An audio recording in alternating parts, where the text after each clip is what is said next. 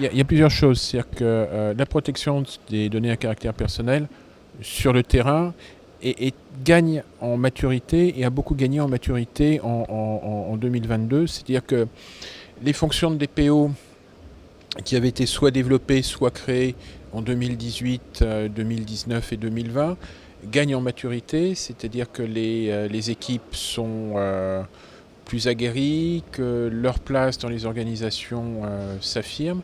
Et donc globalement, on a une maturité et une meilleure prise en compte des problématiques de données à caractère personnel en France, sur le terrain et en pratique.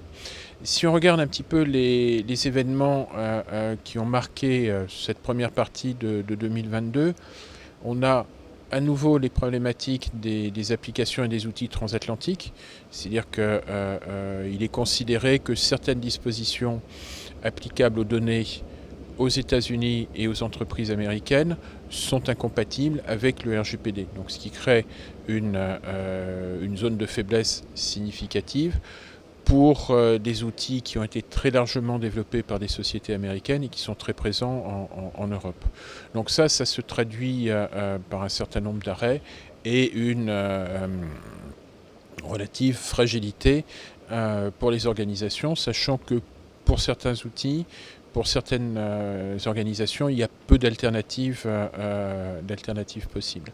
La deuxième chose, c'est des évolutions législatives qui sont en cours au niveau européen, avec un certain nombre de textes qui sont destinés à encadrer la data et les GAFAM.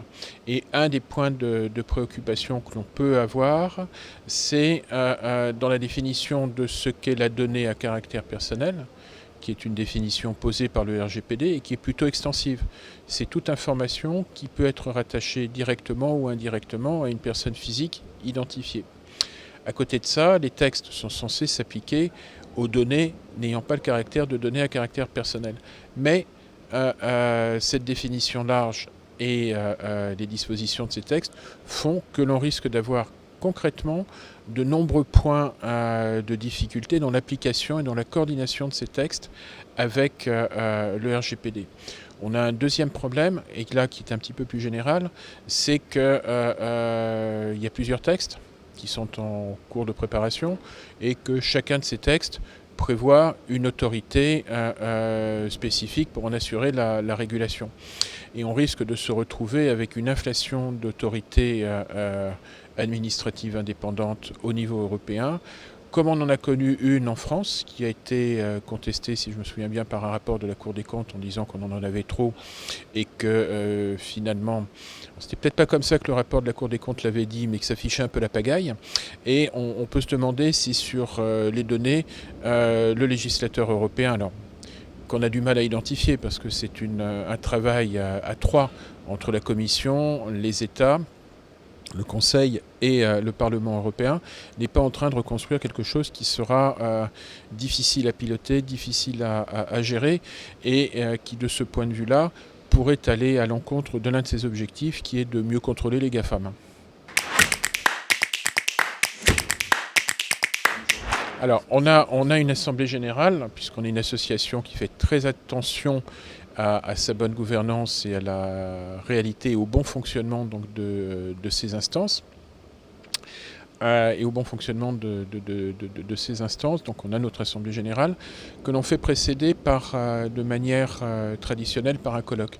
Et cette année, ce colloque sera orienté sur le métier.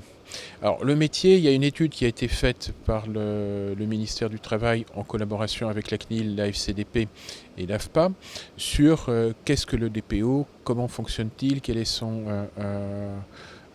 les caractéristiques de son métier. Et là, on va présenter bien évidemment les résultats de cette étude et on parlera également d'autres dimensions telles que les dimensions sociologiques avec des interventions de chercheurs. Il y a un thème qui est qui est récurrent, enfin qui existe depuis une trentaine ou une quarantaine d'années dans le monde de la recherche. En sociologie, c'est la sociologie du travail et la sociologie de l'identité au travail. Et entre autres, un des thèmes qui est intéressant, c'est dans quelle mesure une association professionnelle, comme la FCDP, joue un rôle dans l'émergence d'un métier qui tend à s'imposer. C'est-à-dire que le terme RGPD est rentré dans le débat général, notamment lors du débat d'entre-deux tours de la présidentielle.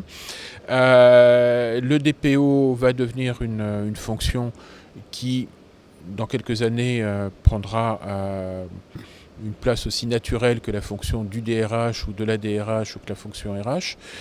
Et donc c'est de voir dans quelle mesure cette construction se fait en relation avec l'association professionnelle qui est la FCDP, que j'ai l'honneur de présider.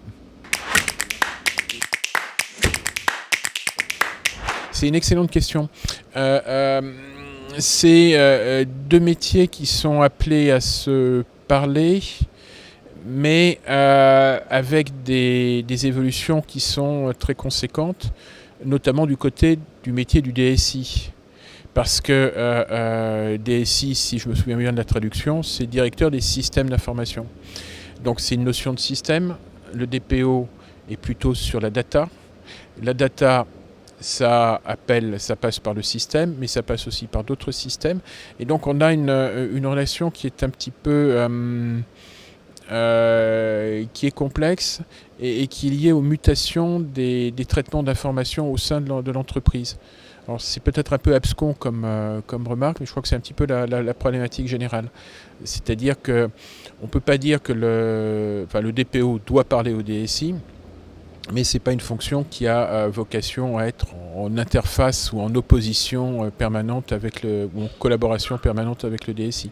Il y a d'autres personnes, par exemple, il y a les Chief Data Officers, il y a les besoins métiers, et puis il y a des traitements que l'on fait qui peuvent être très puissants avec des systèmes qui ne sont pas nécessairement pris en charge par la DSI, c'est tout ce qu'on appelle le Black IT.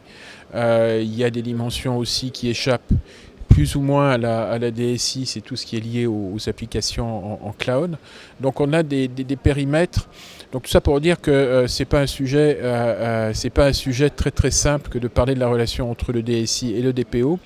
L'une étant une fonction en émergence, celle de fonction de DPO, qui n'a pas encore forcément trouvé toutes ses marques. Celle de DSI est une fonction qui est à nouveau amené à évoluer, comme ça a été le cas de manière assez régulière, tous les 10, tous les 7 à 10 ans, depuis que l'informatique existe.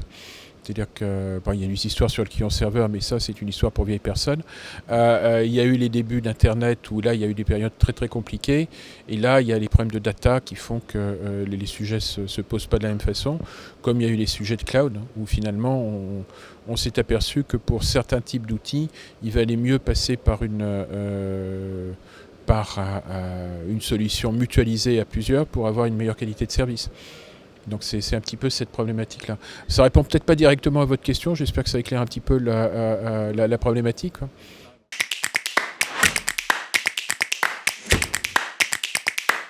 Alors, on a une base d'adhérents qui est tout à fait significative, puisqu'on a 6500 personnes qui participent aux travaux de la FCDP et qui représentent 2000 organisations qui adhèrent, et avec une très grande variété d'organisations.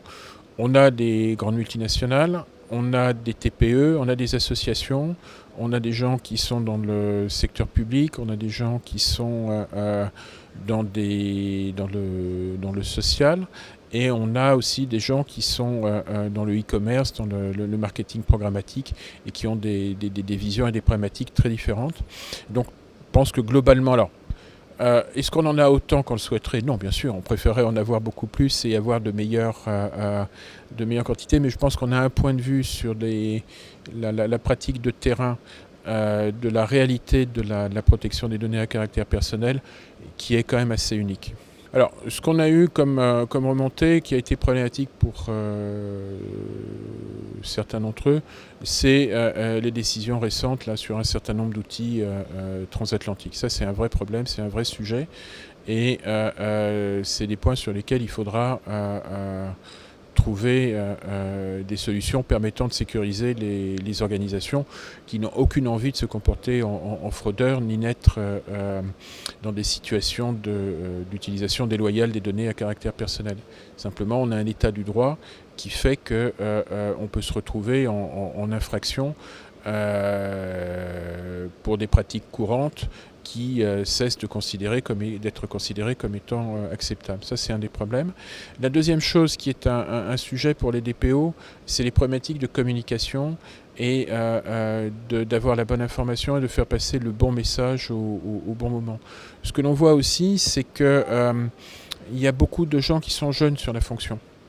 Et qui ont été nommés depuis 2018 avec une formation spécifique préalable ou sans formation spécifique. Donc là, il y a un accompagnement à la montée en maturité des individus et de la fonction.